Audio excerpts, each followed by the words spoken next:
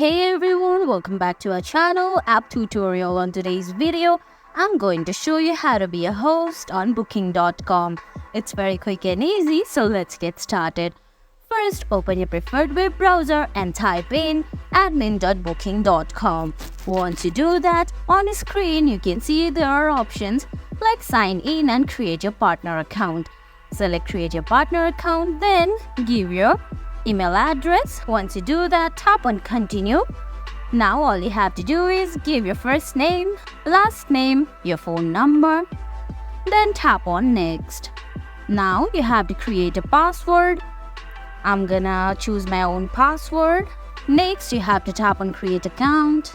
Next, they're gonna send you a link to your email ID to verify your account. You have to go to your email app and follow the link they have sent. Then you have to list your property now. Once you fill in all the details and questions asked by the website, all you have to do is scroll down and tap on continue. Once you fill in all the questions asked by the website, all you have to do is give your property detail, room details, upload few photos, then add payment method. Then at the end you can see complete registration button. Tap on it. It might take a few seconds to complete your registration. Well, make sure you proofread all the information that you've given, your contact information, your payment, and all the descriptions from the website. And guys, that's it.